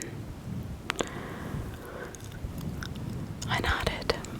"What's up with the attic up there? I've been in plenty of attics in my day, but I've never been in one that's cold. That's that cold. It's 30 degrees colder than it is up there, than at the base of the steps. He held out a digital thermometer showing me the temperature. That's the way it's always been. The furnace works fine. Interesting, he said as he walked past me into the living room.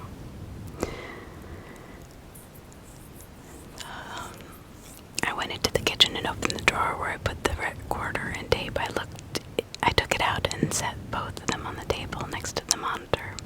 There you are, I said. So you haven't listened to any of this yet? He asked. I haven't even put the tape back in the recorder, I replied. Well, it should be pretty easy to review because it doesn't look as if it was rolling for very long. He put it in and hit rewind. And the sound of static from the tape filled the room every second that passed. We began losing tape, and then out of nowhere came a gruff male voice. I'm going to kill that damn dog, it said. And he instantly broke out into tears. What if it's... Tom asked. This was recorded right before my dog died. Ran straight into the road and was hit by a car right out there, I said, pointing towards the front door. It was almost as if something had control over him. He never ran away from me, and he never cried the entire time. Oh, and he cried the entire time. So this entity, it killed your dog? Tom asked. Yes, I said. By chance, have you seen this entity? Herb asked. Yes, the other night. Describe it to us. It was tall, probably around 9 feet. It was darker than the darkness that surrounded it, and very slender too. You don't think it could be? Herb asked before being interrupted by Tom. Was he wearing anything? A jacket, shoes, anything? He asked. Now that you mention it, there was a hat. I couldn't make out any other details because it was just dark black, pitch black. What is it? I asked. We don't know yet, Tom said, but we are going to do our best to figure it out. Where was it that you saw him? Upstairs in the attic. He said, yeah, saw that coming, Herb said. He said you should never confront these entities. You don't even know what you're dealing with, Tom said. He said you should never confront these entities. You don't even know what you're dealing with. What? He said, what am I supposed to do? I'm not going to just stand here while something destroys my life and family. And he says, Irv says, look, I know it's tough. Placing his hand on my shoulder, we have seen this numerous times. You cannot reach out and grab this entity. You cannot kill it. You cannot threaten it. This battle is not yours, but God's. All we can do our best is to expose it, figure it out, what it is and what it wants. Our job is to prepare someone else for this battle, not to fight it. So what exactly can we do then? I asked in a solemn tone. Feeling helpless, especially when it comes to protecting your family, is by far the worst and lowest feeling I've ever had in my entire life. Well, for now, we're going to get all of your gear ready. All of our gear ready. And walk through the house to get to know it. Oftentimes, many things can be explained. For example, when people hear bangs or what they think are footsteps, it could be the plumbing and water running through the pipes.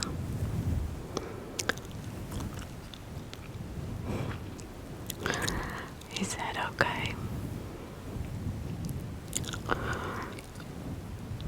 So they have to rule out that he's lying, because they have to find proof for the church to perform an exorcism. He says, ouch, every home that you go into has its own quirks that you have to get used to. I know, I lowered my head in defeat. What if I listened to Jody from the start? Maybe we could have moved out before this mess started. So how long do you guys plan on staying here? I asked. They said it's hard to say. We typically stay for a week, but if we feel like we do not have enough evidence to present, it could be longer. Speaking of that, we should go grab our stuff and unpack. Is it okay to stay in Charlie's room? Sure, but there's only one bed in there. Tom laughed and looked over at Irv. Well, we get a bed this time, Irv explained. We will share the bed, switching every night. The other gets the air mattress. So they said, why don't we let the demons decide? Tom said with a smile on his face. It still got to me how lightly he seemed to take all of this. He was highly intelligent and took his work seriously, yet he was able to joke around under these circumstances. It was his way of keeping everybody calm. How about if you make a sound, I get the bed tonight, Irv said. Within a few seconds of him asking the question, there was a loud bang from the attic, almost as if someone dropped a bowling ball on the floor. Oh my gosh. Why were we not rolling? That's all I was thinking about. I would be freaking out. We will have plenty of time to catch evidence over the next few days. If they are willing to respond who gets the bed tonight, they are definitely going to be willing to respond to almost anything, Tom said. I was actually relieved that those two were there, even though he's always a skeptic his whole life. But